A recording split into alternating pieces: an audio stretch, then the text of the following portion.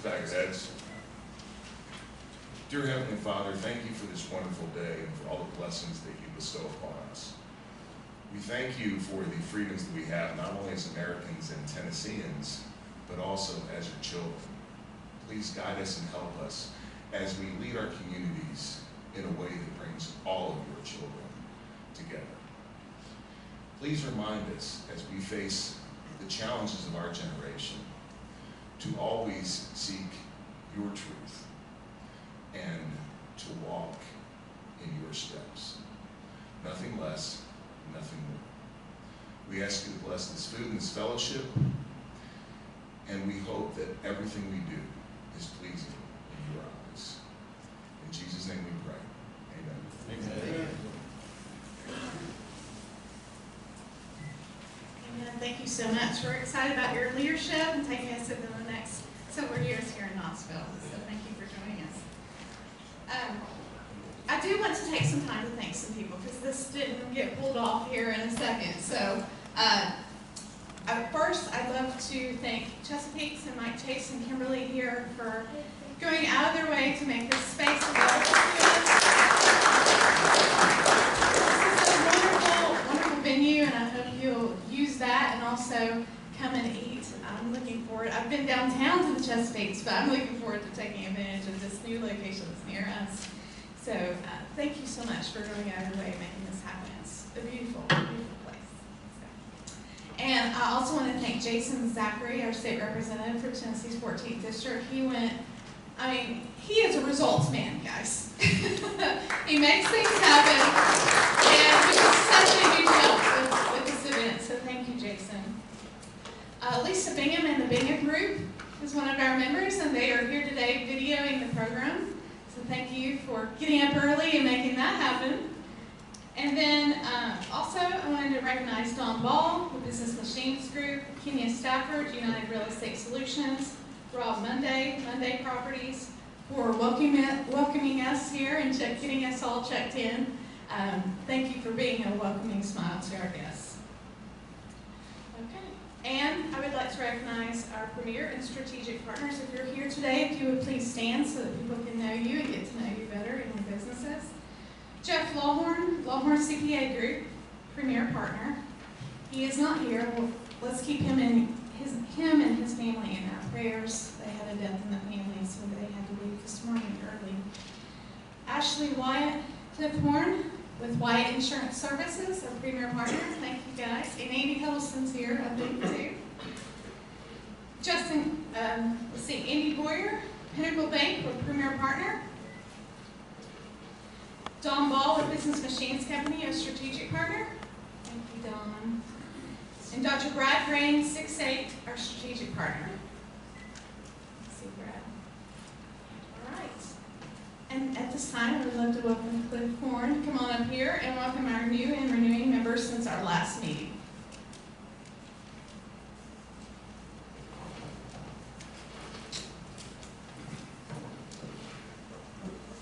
Good morning, everyone. Good morning.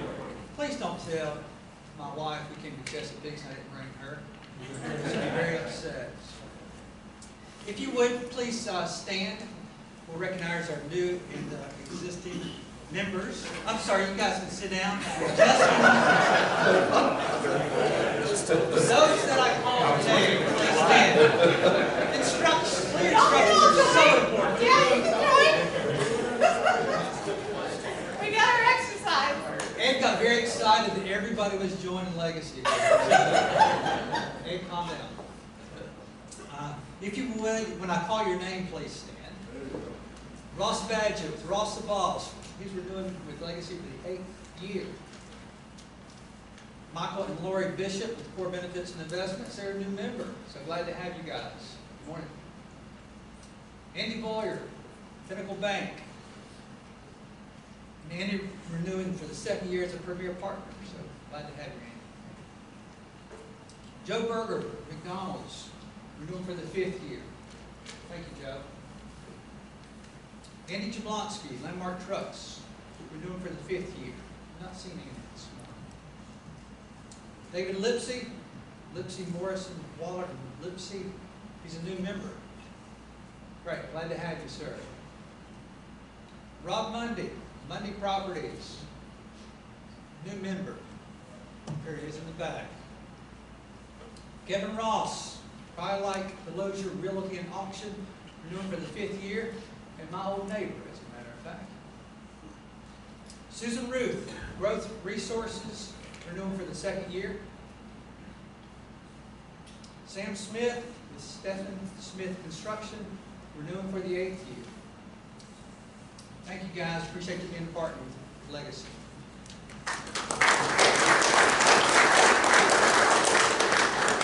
Thanks, Cliff. I just want to take a moment here real quick to let you know of a couple of events that are coming up. First of all, I mentioned Dr. Brad Green. I'm not sure he is here yet, but if you are, please stand. Okay. He's leading our Lunch and Learn on September 25th. That's Tuesday. If you will look at your program there on your seat, on the back, list a couple of our programs that are coming up here pretty close. And the first one, if you'll just notice there is a typo. It's supposed to be 11:30 a.m. to 1 p.m. And his topic is design thinking and a strategy for innovation. And Dr. Brad Green is with 6-8. We're looking forward to that program. You can go to tnlegacy.com for more information on all of these events. Also, we have one of our largest events coming up in October, Friday, October 19th, with LeaderCast Women. So go home and to your businesses and go tell your wives and spouses and your employees all about this event. It's a great day. Hearing from some of the most inspiring women in the world, 9 renowned speakers, in addition to being able to dialogue and network with other people around your table. It's really a meaningful day, and we would love to pour into your life and celebrate you and make that a special day for you. You can go to leadercastnoxwomen.com for more information there. Right. And then also, I'll just call attention to the insert. If you will fill that out so we can get to know you better and know what your needs are, that would be wonderful. It is my pleasure to welcome our state representative for Tennessee's 14th District, Jason Zachary. He's been a friend for a number of years, and he spoke to our group several years ago. We were incredibly blessed that morning, and he remains one of our favorite speakers to date. And he's a man of faith, a husband and a father, and he's been serving us in Tennessee here for several years, and he hopes to be re-elected in November, so we're hoping and praying for that. He's also a small business owner of AmeriCom, and that was founded over 25 years ago by his father, so a genuine family business. He's involved all over the community, and it's a pleasure for him to be here today and to lead this panel discussion. Jason, thank you so much for being here, and thank you for introducing yourself. Thank you. Yes, ma'am. Thank you, Cindy. Well, it's awesome. Great room. Thank you again to Mike. Is this way too loud? Lower that just a little bit. Thank you to Mike Kimberly, who's over here in the back. Thank you to their team for putting this together. This is an awesome room. It's perfect for an event like this. Thank you to you guys for being here. This is typically the mayor's job, or our former mayor's job. And so I'm terrible at this, but I'm going to do this super quick. If you are an elected official, could you stand? And I'm just going to zip around the room really fast, because I'm terrible about doing this. I'm just going to start over here. Lieutenant Governor McNally. Hold your applause, please. Lieutenant Governor McNally's here. Mayor Ron Williamson Farragut, Vice Mayor Luis Pavlon, Larson J. County Commission, seat 10 at large seat. Mike Hammond, Circuit Court Clerk. Did I get that right? Senator Richard Briggs is here. Representative Roger Kane, Commissioner Carson Daly, and then obviously Mayor Glenn Jacobs is here. So if we give those guys a round of applause, please.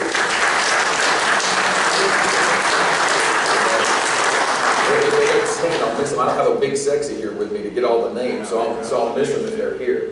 Well, again, it is great that you guys are here. Before we start, obviously, we can't start a program like this without thinking about today and what today is. 17 years ago today, we had 3,000 Americans lose their lives in the worst attack we've ever had on American soil. Are there any first responders in the room? Any first responders or former first responders? If they are, could you wave at us, please?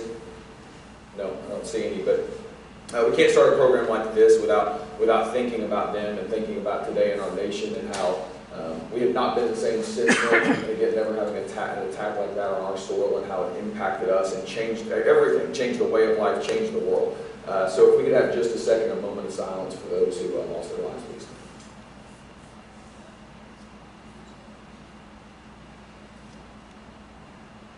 Thank you. All right, well, let's get started because you're here to hear from these guys, and so I'm excited to be able to introduce two good friends who happen to be running for two of the most important leadership positions in our state, one in our nation. I'm going to introduce these guys and then just kind of set up our discussion for the next hour. First, the first friend I'm going to introduce is the only person up here that is currently unemployed. You guys laugh, it's funny because he's unemployed. He's unemployed and our former mayor, but he's also the only person up here who has run this county and set this county up for success to hand it off to our new mayor. He's the only person up here that's cut tens of millions of dollars in debt, got rid of all the county Tahoes, all the waste in county government, did not raise our taxes, paid cash for schools. The man is a fantastic leader. He's a servant leader. He's the only guy up here who crawls under cars in a suit and changes tires. He's also the only guy up here when you're leaving an event and there's nobody else around and the two of you are leaving an event out a side door, he makes sure he touches all the wait staff when nobody else is around. So he's the same guy where nobody else is looking as he is if somebody else is around, and that's obviously our former mayor and our Republican nominee for the 2nd Congressional District, Mayor Tim Burchett.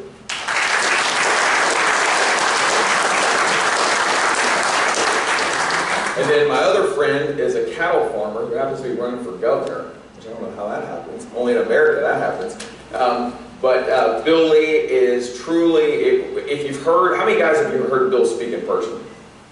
If you hear Bill speak in person, you immediately recognize a couple of different things. You recognize the favor of the Lord is on him. There's something about him, and I've had numerous people tell me in this room, I heard him speak and there was something about him. The favor of the Lord has rests upon him. He's a statesman. He doesn't talk like a politician. He's a statesman and a leader. And I have been around many, many leaders in my lifetime, and especially over the last couple of years. And I've never been around a man like this, a man that I know that I can trust completely, and I know the decisions he makes when he is our governor will be what's best for the state. It won't be about politics. It will be about what's best for us. And so we're honored to have Bill Lee here with us this morning.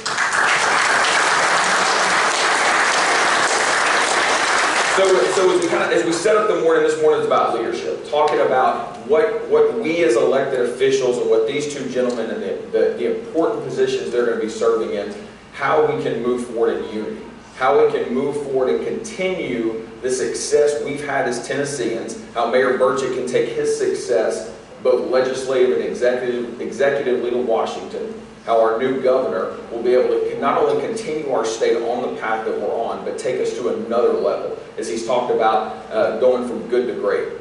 And make no mistake, our state is in an excellent place. Most people don't realize how well our state has done, because to be honest, we have not done a good job of letting you know how blessed our state has been and how well our state has been run under Republican leadership. We are the lowest debt state in the nation. As of last month, with the tourism numbers that came out, we are now the lowest tax state in the nation. 2017, we were rated the #1 state for small business growth. We have a AAA bond rating. We have the lowest unemployment we've had in our history. More Tennesseans working than at any time in history. And sometimes our friends on the other side of the aisle will say, well, you tout low unemployment numbers, but what about wages? Glad you asked. Since 2013, we lead the nation in increase in median income per capita of $5,000 per household. So I say all that to say things are going really well in Tennessee. Our economy is thriving. We just finished a fiscal year a couple of months ago, yet had another surplus, much smaller than it has been in the past. But that's because we've cut over $800 million in taxes under Republican leadership. We've cut the death tax, the inheritance tax, cut the taxes on food.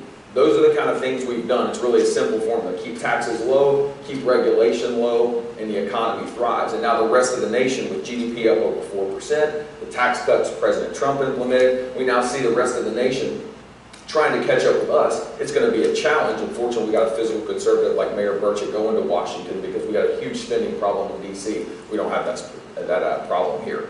So the challenge for us as elected officials, How do we move forward in unity? Because the challenge in a state like Tennessee, as red as we are, typically when you have success, whether it's business, whether in politics, especially in politics, we have a tendency to become complacent. Success breeds complacency. And so that's why leaders like these, who won't settle for that, who won't settle for just average, and are challenging us to join to be able to go from good to great. That's why it's important that we become unified, because you can elect us and say, go get them guys, let us know how it goes, but it's not going to work. We as a people, especially the leaders in this room, have to have a high level of engagement. And I think that's really the heart of these guys, and that's what they look to bring. And so with that, I'll just transition over to these guys and just let each of these guys take a couple of minutes just talking about their vision for the office and kind of piggybacking on what the theme of the morning is. And so, Mayor, I'll flip it over to you if you just give us some opening comments. Well, thank you, Jason. Can y'all hear me, or did I just use the mic, or is Yes. you can hear it? Okay. And it's a pleasure being here with Jason, of course, Bill Lee. I, like a lot of y'all, first time I heard Bill Lee speak, I thought, wow, this guy's not a politician. He's not hitting the 3 points that everybody always hits. And I tend to, when I'm at one of those miserable chicken dinners, because they are miserable, and I can't remember, I think I was in La Follette, I think, when I heard you speak the first time. It was maybe 2 years ago. And I didn't really listen to what he said, because I heard it all 100,000 times. But I looked and watched the people, and I watched the heads turn, and he started talking. And I thought, man, this guy's got something going on. I watched my wife. My wife is a widow, as you are, and she married incredibly well. Your wife, the question is still out, but I guess we'll know about that in November. But no kidding, I told my wife after it's over, she said, "What'd you think about him, baby?" And I said, he's the real deal. I said, if he gets some wind behind him, he's gonna go places. And sure enough, here he is. So I'm pleased to be with my good friend Bill Lee and the work. I'm looking forward to the work you're doing. And Jason mentioned the state of Tennessee, and I could be remiss if I didn't point out probably one of the main reasons Tennessee is in such a great state. We got a great legislature. So you got to look at who makes those decisions, who points those. I see Senator Briggs back there, but I think we'd all be remiss if we didn't point out, especially Senator Randy McNally, who's the Lieutenant Governor. If it costs a penny and it goes through the state legislature, it comes across Randy McNally's desk, and it's been that way for quite some time. He was kind enough to allow me to be on the Senate Finance Committee, and that's where I learned about fiscal responsibility. I came from a family, though, my parents were Depression-era people, so every dollar mattered, every penny mattered, and you need to know where it goes and what to do with it. But really, my vision, there's 3 issues I'm concerned about. One is health care. You know, the Republicans, and I rail on them as much as I do the Democrats. The Republicans have had, I guess, 8 or 9 years to fix what was turned Obamacare, and they've done a good job of dismantling parts of it. But to me, in this room, I made a joke earlier. I mentioned somebody. I said, "Oh, he's another one of those dirty capitalists." Well, I hope we all are all are capitalists in this room, because I believe that's what's going to help us fix a lot of our problems. To take, for example, LASIK surgery, when it first came out, it was thousands of dollars per eye. I think $5,000 to $6,000. Now, literally, you can get it done for maybe $500 an eye. But I don't know if I want somebody cutting on my eye that takes a coupon or not. But the truth is, capitalism does work. And you say, well, Burchett, you say you're a Christian. What about all those poor people out there? What about our veterans? Things that are really close to my heart.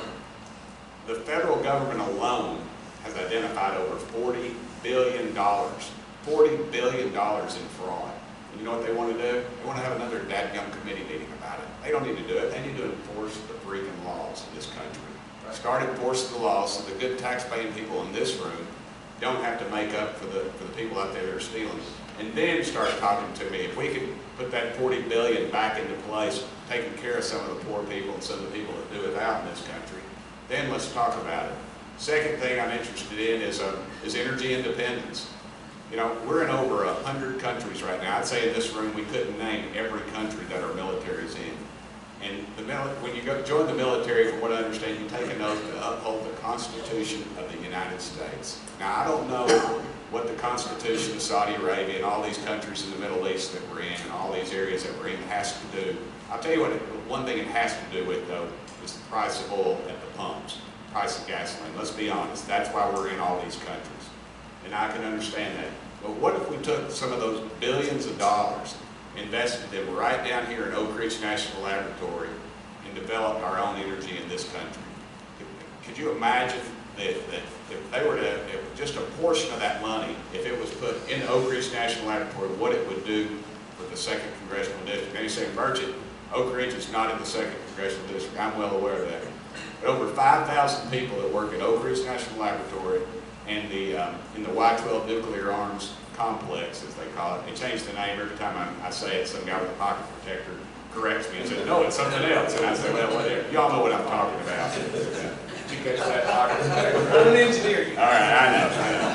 But anyway, and so I would say, let's invest that money in America. Let's do things like coal gasification, rare earth minerals. My daddy would say, that's Buck Rogers kind of stuff. Well, you're right, it is Buck Rogers stuff. But I tell you who is investing billions right now. The Chinese, the Indians, these other countries that are sometimes friends, but a lot of times are enemies. The third thing I'm interested in, and it's something close to my heart, it only affects really 1% of our population, and that's our veterans. Do we have any veterans in here today? Raise your hand. God bless you.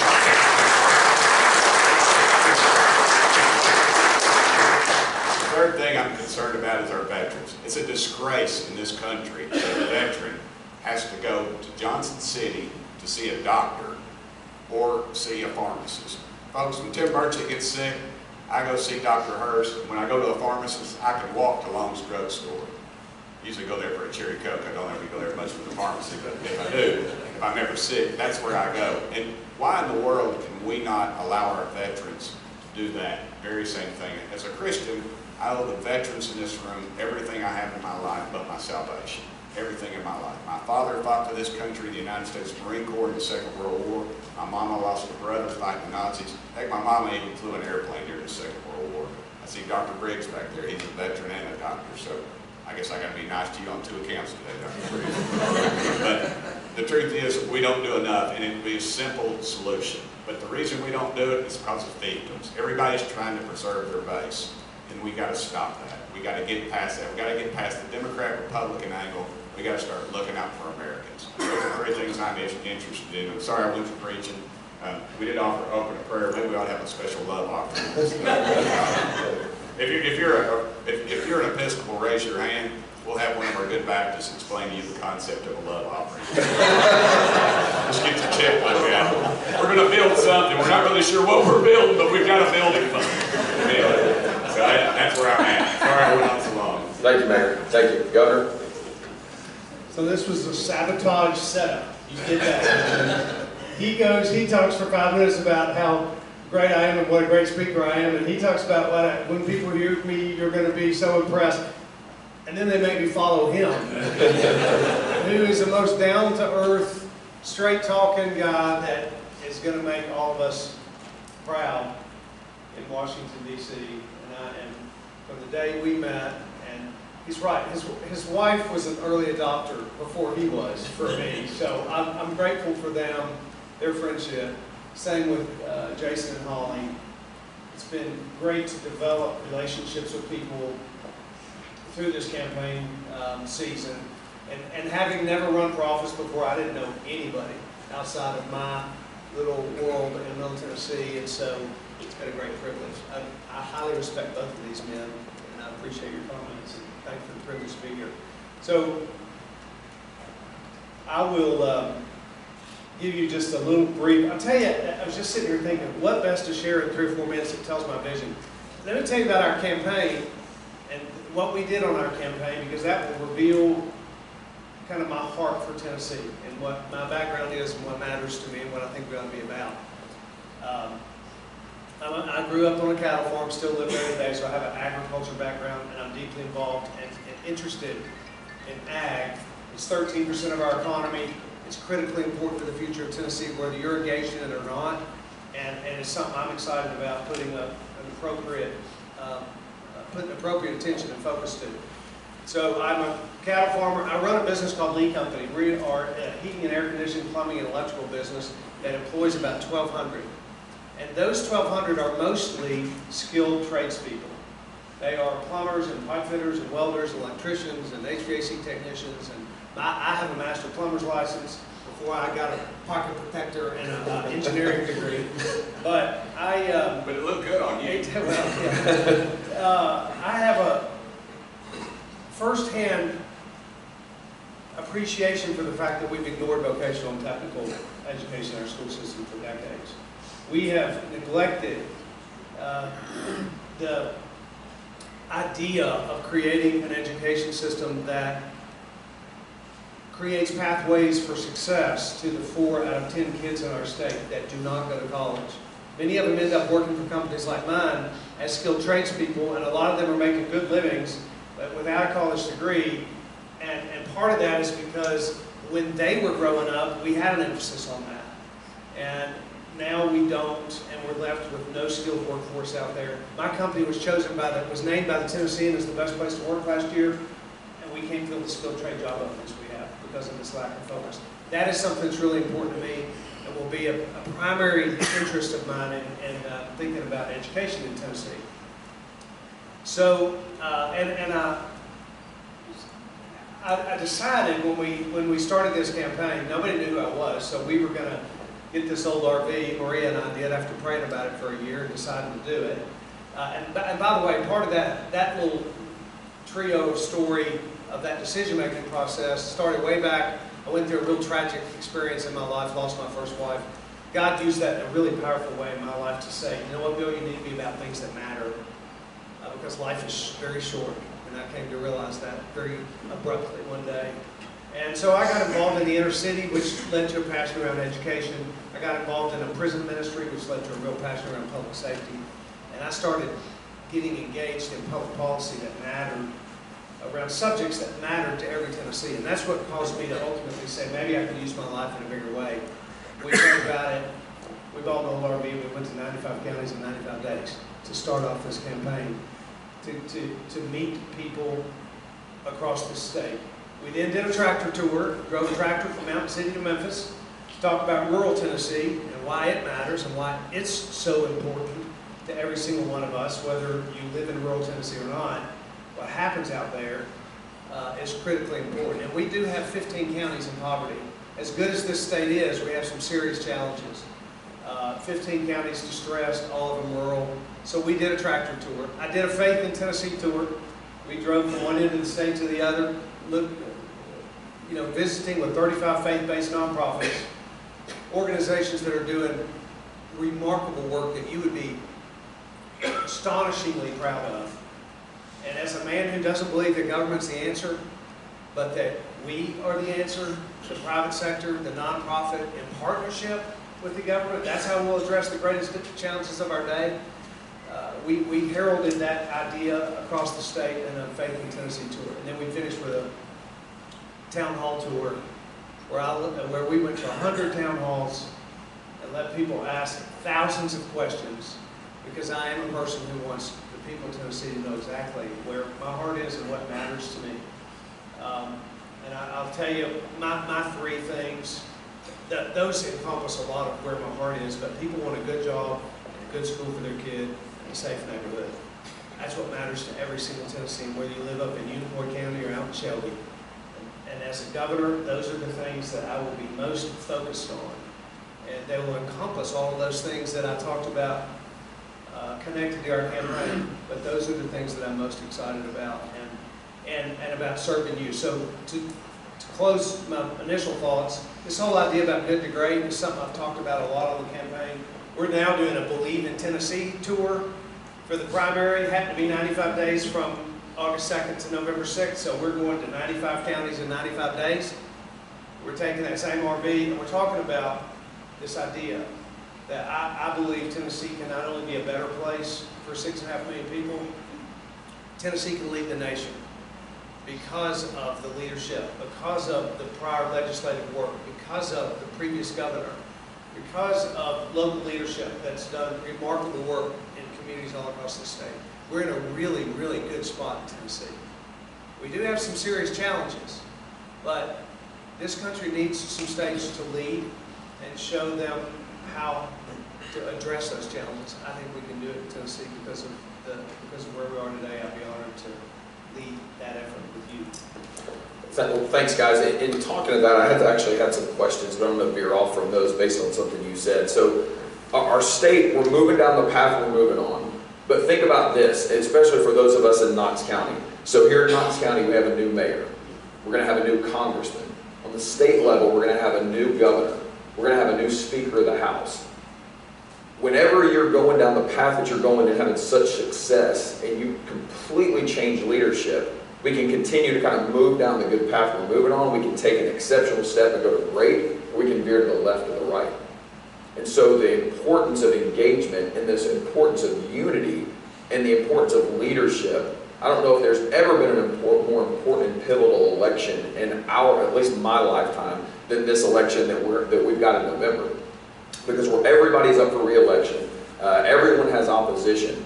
And so Tennesseans have a real clear choice as to who will be their next leadership team. Because again, for those of us in Knox County, we have an entirely new leadership team moving us forward. And so something that we've all talked about individually is, as a state, the one thing we have not done well is collaboration between our state officials and our federal officials. A couple of years ago, my first year in the legislature, we actually invited our 11 elected officials from Washington, our 2 senators and our 9 congressmen, to join us for a full week at the Capitol to collaborate, to talk about, because again, while he's going to be in Washington, he still represents us, and the decisions he makes in Washington affects our entire state. And so we asked them to come to the Capitol, spend a week with us, and let's collaborate. Let's talk about how we can really take big steps forward for Tennessee, how we can help them in Washington, engaging with you guys, and then how they can really help and benefit us as Tennesseans. Out of those 11, only 2 accepted. Only 2 accepted. And that was my first year serving in the legislature, and I could not believe that 9 of our 11 elected officials in Washington refused to come to the Capitol on your behalf and on Tennesseans' behalf to collaborate and talk about how we can lead our state and our nation forward. So if you guys could, just for a couple of minutes, talk about how we change that and what your vision, we've all talked about individually. Mayor, how you can change the paradigm from your perspective serving in Washington. Well, in 16 years I was in the legislature, I saw all the elected officials, the congressional delegation outside of the Capitol. I'm thinking back, I think once I saw one of my United States senators, and I don't believe I ever saw any of the congressmen in 16 years, maybe once. Well, at inauguration, you'll have all your new friends there. Just thank them for their service. Yes, I had a former preacher of mine, didn't live in my district, on the day after the election, came up and told me one time, he told me how glad he was I won, and how they all voted for me, and I didn't correct him, I just wasn't worth it. I look at things in leadership and these roles, sort of, I call it the Enzo Ferrari method.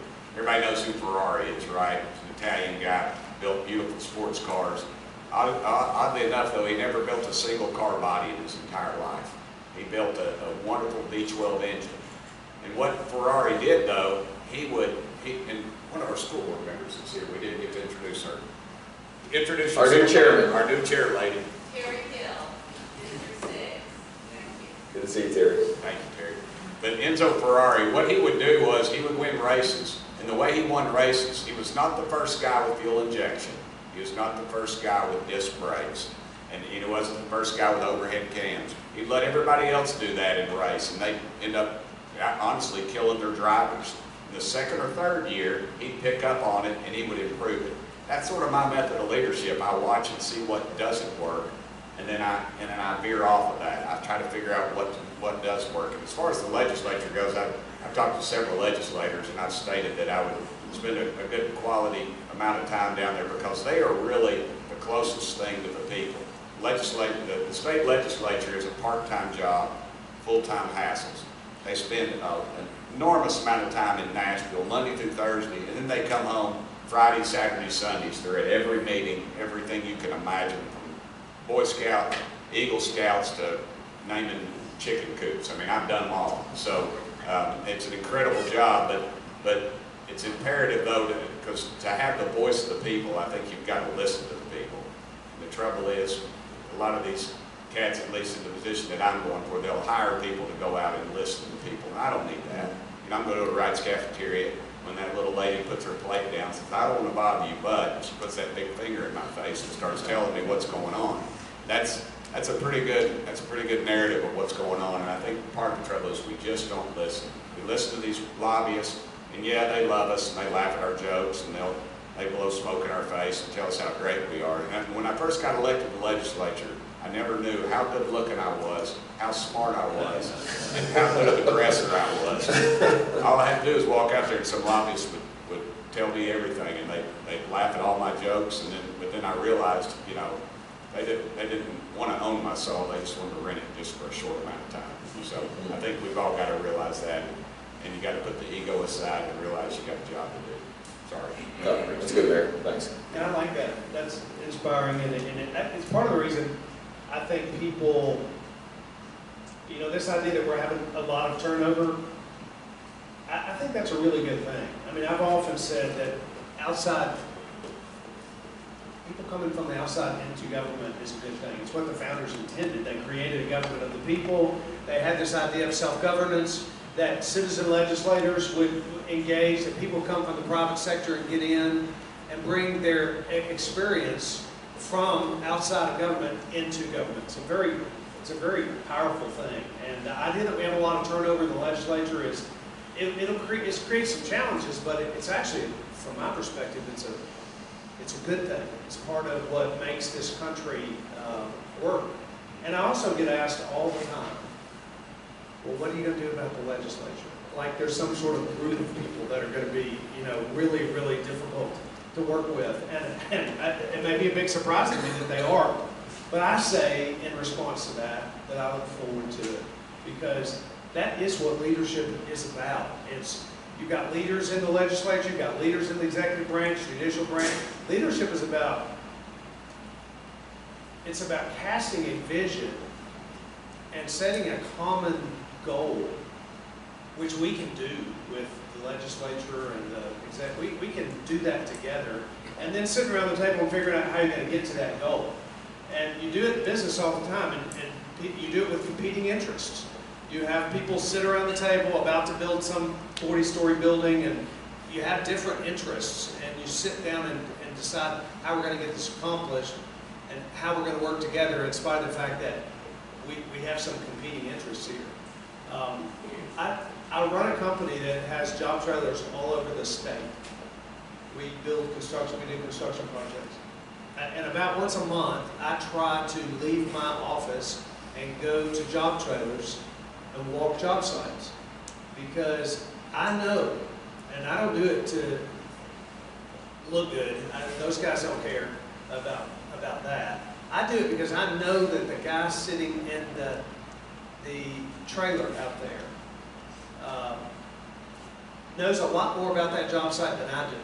Knows a lot more about what's going on there, whether it's working or not, the challenges, the men and women that this particular project manager works with. He knows a whole lot more about their challenges than I do. So I got to be out there. And I think it's a style of government, a style of leadership that would work well in government. I look forward to not sitting at the Capitol, but to being out and meeting with the people, legislators, county mayors, local officials, all across the state. I don't know how hard that's going to be because I've never done this job, but I know it's the way I've run my business, and I'm committed to doing that going forward. And I think it's that kind of leadership, bringing together federal and state leadership, that we can actually, that's how Tennessee can lead the nation. We can be different than the way it's done in other places, and I look forward to being part of that difference. Well, you mentioned lobbyists, which, with the thing about lobbyists, which he's exactly right, they're paid to be your friends. It took me about a year to get used to that, because everybody wants to be your best friend as a lobbyist. But you mentioned the lobbyist and you mentioned the turnover. And so we've got 99 members in the House. We could have as many as 30 new members in the House. We've got a new speaker, a new majority leader, a new caucus chair, and we could have up to 30 new members in the House. So talking about lobbyists, talking about high turnover, I'm reminded of a quote Ronald Reagan has in his book, and he talked about in his first term that he said, "I want decisions and things brought to me that are best for the people and not what's best politically. I want to do what's best for the people." Have you given much thought, I'll go with you first, Bill, have you given much thought, especially being new to the political world, how do you protect yourself and what steps can you take to make sure that you do what's best for the people versus what's best politically for you? Yeah, it's something I've learned a lot about even in the last year, because running a campaign and getting elected in part is making a lot of decisions politically about what you're gonna, what are you gonna talk about, what's politically expedient to talk about.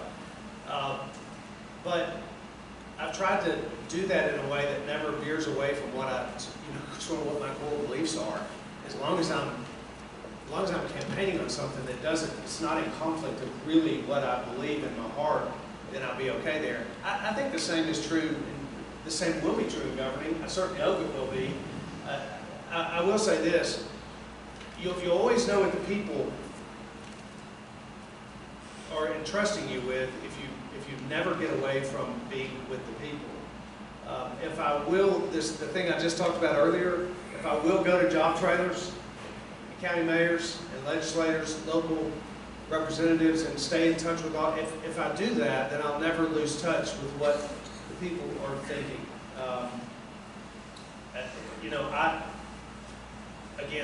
I think if you stay true to yourself and you don't follow the winds, then you'll be able to do what's best for the people.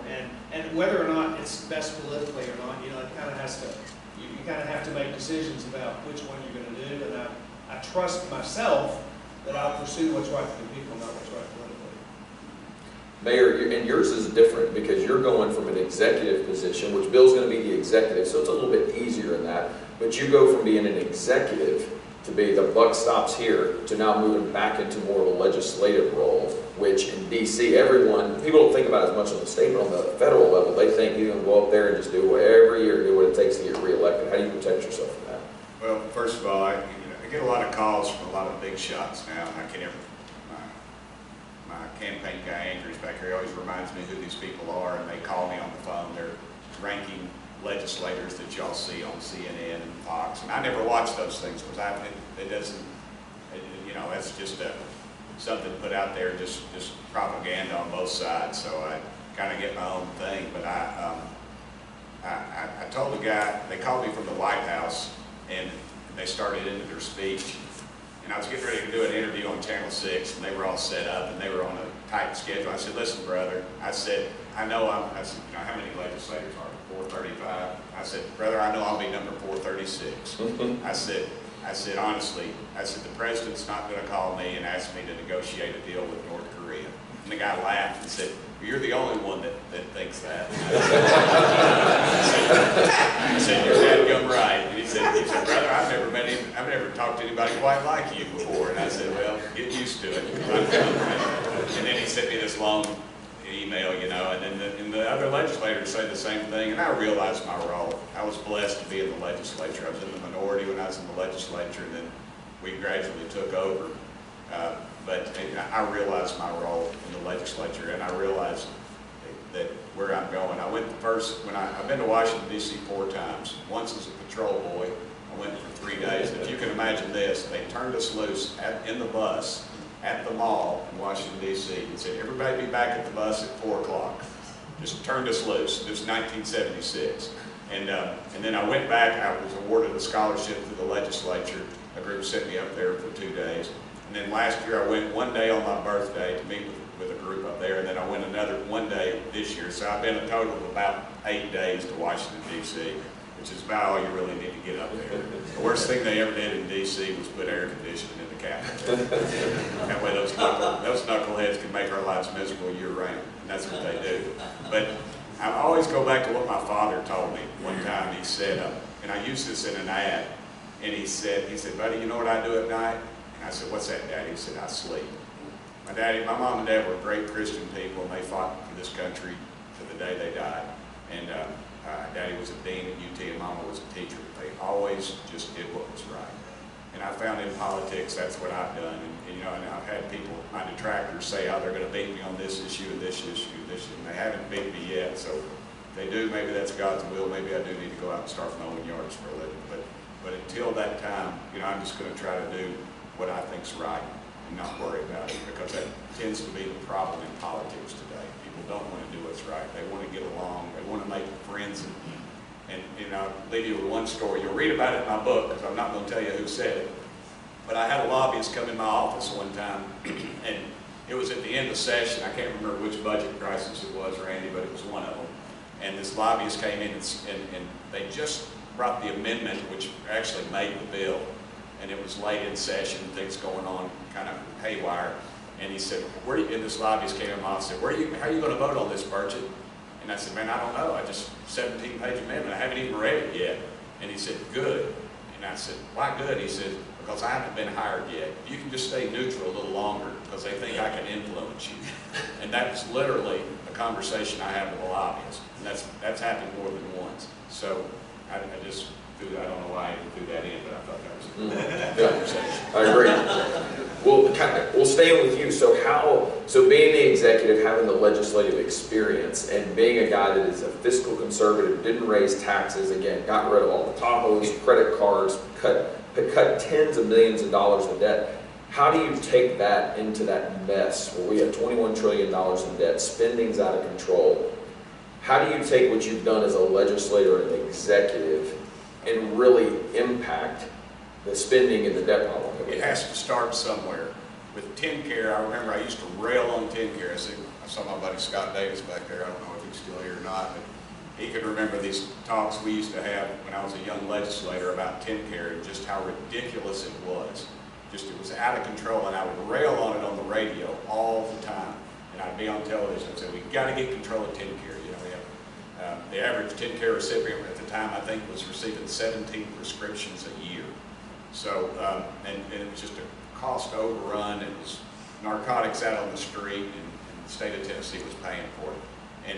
And somebody said, nobody's listening. You keep saying this, but nobody's listening.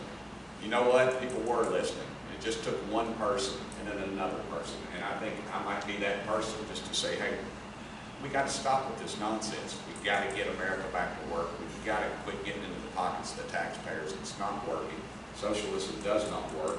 That's the path they're leading us in. And somebody's got to say that. And if it's me, I was talking to a group from Oak Ridge last week, and I said, you've got other people who speak to, the learned community, I guess I should say. I said, but I'm going to be speaking to the other 80% that speaks our language, that gets up every morning and gets it, and knows what's going on. Well, in that respect, to you, in terms of leadership, as the executive, as the governor, having the leadership experience that you have, what do you feel like is your greatest attribute and skill set that fits with the role as governor to really take us from good to great? Because that's something you've talked about. What is that? What are the attributes and skills, just kind of self-reflecting, that you think really fit that role and help move us forward in terms of, and then collaboration with the legislature, collaboration with DC?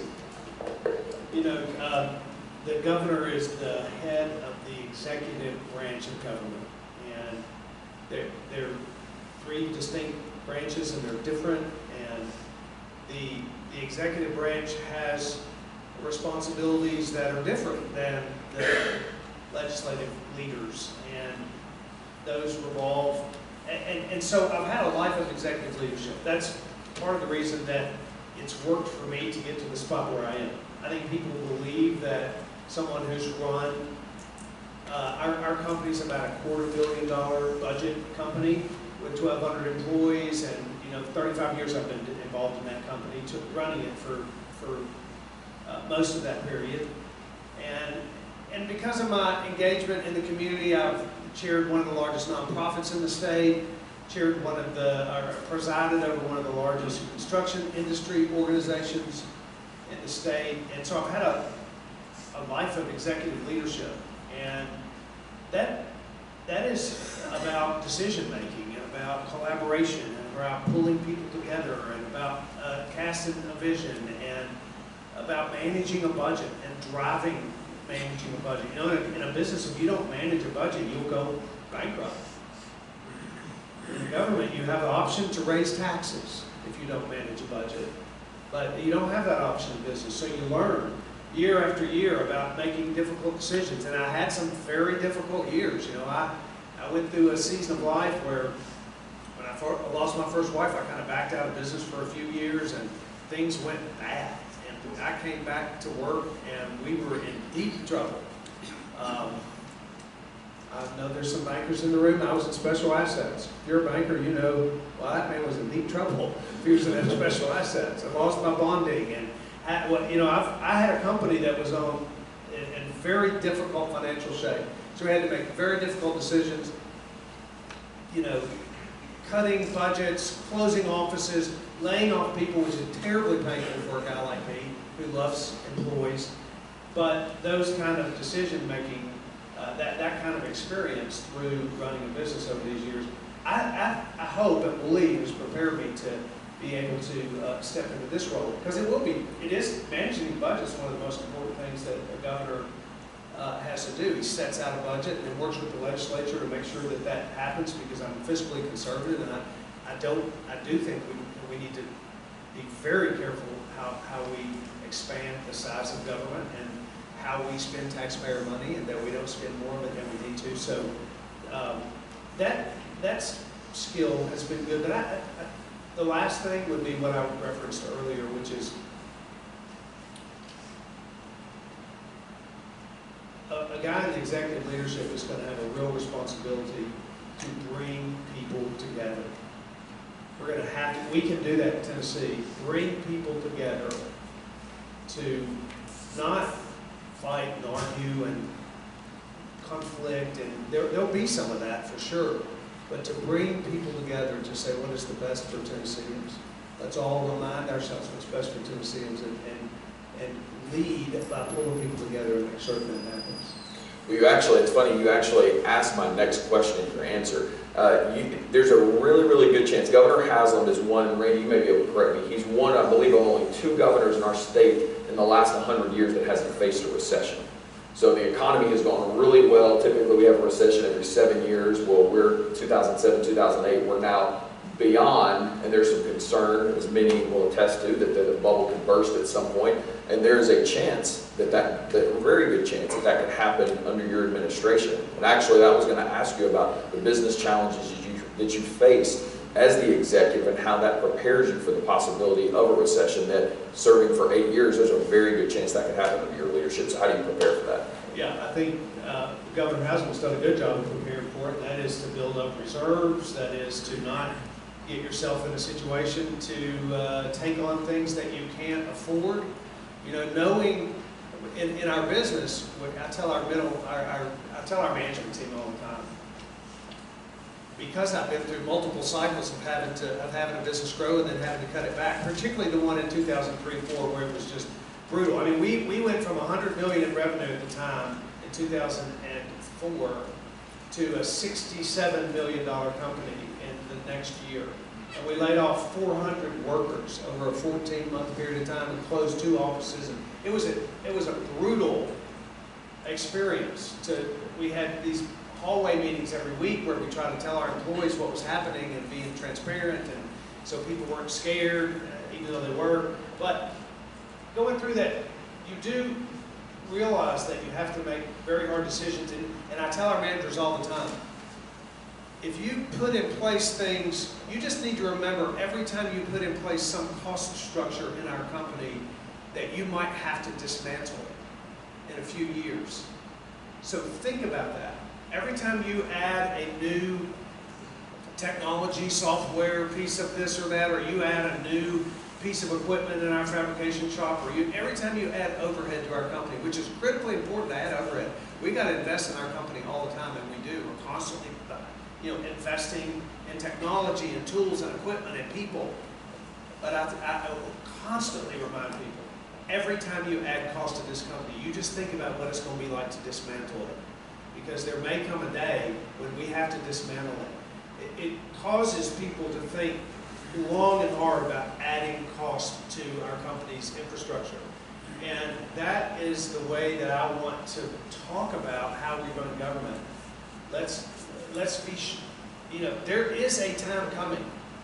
In Lee Company's life, in the state of Tennessee's life, there is a time coming where it won't be this good. And we will have to make difficult decisions, and we won't have surpluses, and we won't have reserves to tap into, and we just need to manage a budget fiscally, responsibly in a way that prepares ourselves for that knowledge. Not just the possibility, but the knowledge that it is coming. Now, whether it comes in 2 years or 5 years or 9 years, it's coming. And knowing that is something to think about constantly when we think about spending in government. We've got a hard stop. Where's Alex? If Alex, can you give me like the 5 minutes? We got 5 minutes left. We got a hard stop because he's got to take off to go to Kingston. I believe you probably don't even know where you're going, but I think you're going to Kingston. And if anybody knows Maria, we probably need to go ahead and push her toward the door because it takes her longer to get out of her room than anybody. She's actually the politician. Because everybody likes her better than I mean, she hangs out and they have to come back and get her. It's the funniest thing, which I'm sure will happen today. You'll be gone and the team will have to come back and find Maria. She's working the room. If you haven't had a chance to meet Maria, Bill's wife, Maria, raise your hand. You got to meet Maria. She's the better half of the lead couple. Just real quick. You talk about a trooper now. I told you we did that 95 county thing, and we're doing it again. 95 counties in 95 days. We're doing 4 or 5 counties a day, riding around in an old rundown RV, tens of thousands of miles. She's right there the whole time, and that's a dedicated partner. Amen. Amen. Well, let's just real quick in the 10 minutes, we're just going to kind of hit some issues, and you guys just kind of be brief, and we'll just kind of go through some issues. And probably the most important, brief, politicians, fellas, be brief. But probably one of the most important issues to you and us here in Knox County, I'm going to throw this to Mayor Burchett first. And this will probably be one of the most important decisions he makes as our next congressman. Can you commit, and I mean, remember, people are recording, can you commit that you will wear your Carhartt jacket at the Capitol? Yeah. Does the Baptist church have a bus? Amen. When I went to Washington, I wore it, and somebody asked me that yesterday. You gonna wear your Carhartt in Washington? I said, it's cold up there, isn't it? I said, yeah, I'll be wearing it. So, yeah. Actually, Carhartt follows me on Twitter, and they sent me a thing and said, we want to send you a bunch of our swag. I guess young people know it. Apparently swag is like all their stuff. And I was like, it's not legal, sorry. Everybody else takes it. No, And something that actually affects me, same kind of question to you. So at all these events, boots, no tie. I can't stand wearing a tie when I'm in Knoxville. Can you commit that when you get outside the Capitol, you're going to remain this guy? I make no commitments. Oh, that's a good answer. That's a good answer. Oh, that's a good answer. But you can pretty much bet that this is what I love it. I love it. All right, I got some issues here that are important to you guys, so we'll just kind of zip through. If you would, just give me your thoughts on the Second Amendment. Bill, we'll start with you. It's very important. It's a founding principle. It needs to be protected and defended, and it's in the Constitution for a reason, and I will protect and defend it. It's really important. Okay. Absolutely. My dad fought across the Pacific. A lot of people didn't have that right. They were overrun, and I'm probably the one person sitting up here who's actually used a firearm in protection of their Second Amendment rights. You can Google that if you'd like, but it's I'm going to Google that. people broke into my warehouse, and and law enforcement's got a job to do, but and they're out writing tickets for revenue. It's hard for them to be out protecting us all the time, and that's why you got morale problems in law enforcement. They want to bust criminals, and they broke into my warehouse several times, and I ended up staking it out several times, and I caught him. So, and that year I got a Christmas card from Gaston Glock, the creator of the Glock firearm. So, yeah, so I support the Second Amendment wholeheartedly. Thank you, Mayor. Moving to education, I know it's something you're very passionate about, and you mentioned just briefly in your opening remarks, and I've heard you say it numerous times about really changing the way we teach in high school, the importance of vocational education. One time you spoke, and I was talking to Wes Stowers not long after that, and he was telling me how much plumbers and welders make, how much his diesel mechanics make. Typically 20 years ago, those may be jobs people would frown on, but now a diesel mechanic will make over $100,000 a year and be one of the top 5% income earners in the country. Can you just speak a little bit about education, your philosophy, and how you see a change? While we are the fastest improving in education, we're still in the bottom half of states in the nation. I'll be brief as I can. Part of my real passion for education, there's two passions that came up within me around education. One stemmed from a relationship with a young man that I met in the inner city through working with YCAP, and I met a kid one day at a YCAP lunch who had a very difficult life, and I started engaging with this kid. I started driving into one of the worst neighborhoods in Nashville once a week, every week, and spending one evening a week with a young man who showed me his report card, and he had an F in every subject in his school. And so I worked with his grandmother to move him to a charter school in downtown Nashville, and his educational outcome dramatically changed. And what really happened was his future dramatically changed. And I saw, before my eyes, a kid's whole life changed by the power of a good education.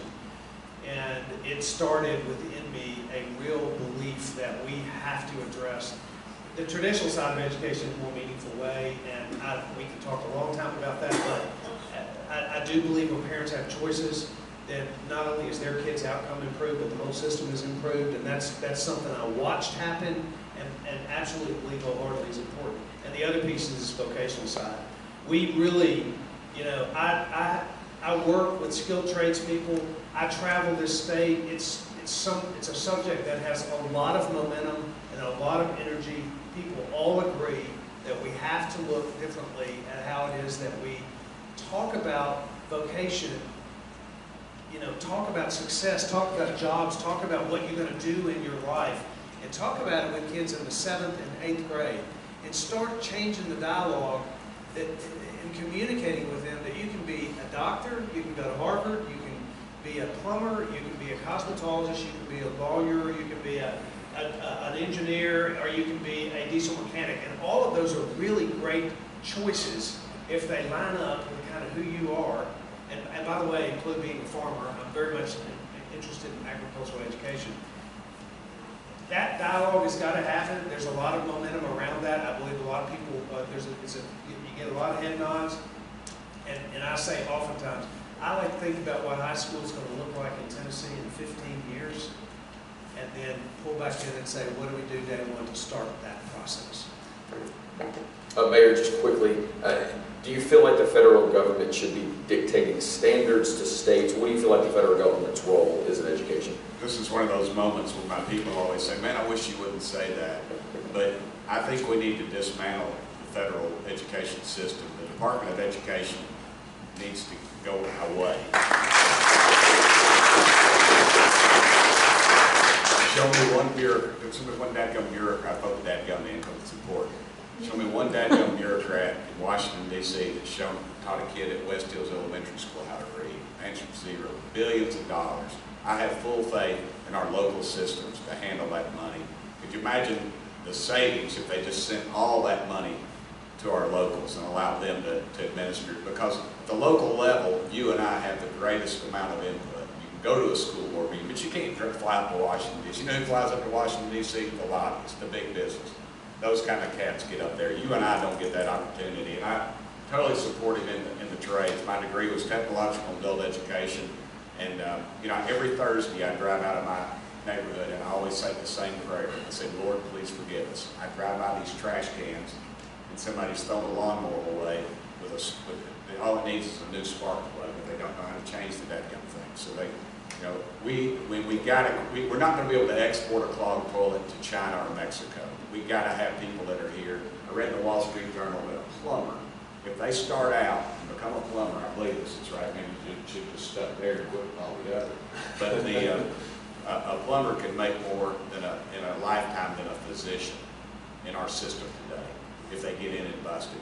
And to me, and I've had those long talks at West Towers, and honestly, the reason we're not where we should be with trades, and here I'm going to say it again, I'm going to say something somebody's going to wish I hadn't said, it's the arrogance that we have in higher education.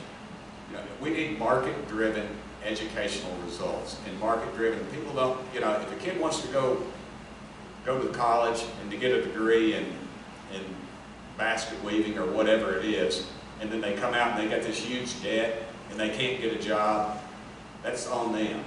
That's not, you know, that's on our universities, because they market these majors that there is not a job for. And the trades, we've got jobs out there. We've got to get the people in those positions. And it's ridiculous right now what's going on. My sister works at TCAT, and it's just, I'm sorry I went on, but a mechanic, you know, the mechanics, they never, hardly any of them ever graduate from the school. You know why they don't graduate? Because they got a job out there before they graduate. They get them before they graduate. And we've got to start going that route more, folks. Sorry. Thank you, Mayor. No, you're good. Just to quickly wrap up, because I've been given the 5-minute symbol twice, so I know we're probably well beyond our 5 minutes. None of this happens without your engagement on November 6th. We all have, at state level, federal level, we all have opposition. Our opposition thinks very, very differently than we do, than most of the people in this room do. And so we need your engagement. We need your engagement. If you're in this room, you leave here with a responsibility. You may have come here not knowing Tim, not knowing Bill, but now you know, you've heard from these guys, you've got a responsibility. Each one of you has a sphere of influence that you can impact. And so we would ask that you would lead, that you would engage and make sure you're impacting your spheres of influence, letting them know how important these elections are. Again, especially for those of us here in Knox County, this is one of the most important elections of any of our lifetimes because of the wholesale change that we have in leadership. And so we, the people, again, you're talking about just a couple of votes, you're talking about a governor, but we the people are the ones that move the direction. We the people are the ones that move the needle. We the people are the ones that go to vote. And I know he left, but if you think I had one guy in the back say, man, I didn't think my vote mattered when I voted for Bill, you don't think your vote matters? Ask our mayor, Glenn Jacobs, if your vote matters. That dude won by 23 votes with over 40,000 votes cast. Are you kidding me? Matt Bevin, governor in Kentucky, won the primary in an entire state by 76 votes. 76 votes. Man, you better believe your vote matters. So please, please, please, what's kind of embarrassing, the state of Tennessee, I'm sure everybody saw that article in the Tennessee, and we are number 50, the lowest in voter turnout in the nation. Man, we're better than that. Now, our area, our West Knoxville area, we're one of the highest engaged in the state, but still, we can do better than that. We have to do better than that. So I would just ask for your engagement, ask for your influence. These guys won't say it, but I'll say it for them. You got money, you got an extra $50, $100, $4,000 a person they can give. This guy's got to raise $6 million in the next 45 days. And so if you have the resources, he needs it because his opponent's raising money. I'm sure Mayor Burchett, he takes some of your money too because he needs it running on the federal level. So all those things are important. November 6th, when does early voting start? October 17th? Is that too late? Cub, where are you? Somebody? Anybody? Early voting? When's early voting? October 16th. Early voting starts on October 16th. Bus people, grab your grandma, your aunt, whomever, bring them to the polls. Again, every vote matters. Thank you guys. Thank you for taking the time. Thank you for being here. Thank you to Ed and Cindy Seaver with the Legacy Center. Thanks to Ed and Cindy. Thank you guys for coming. Have a great day.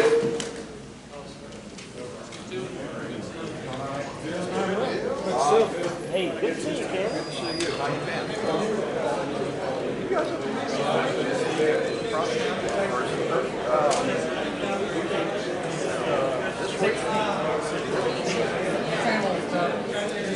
Okay, yeah, so it's next week. I'm gonna try to make that.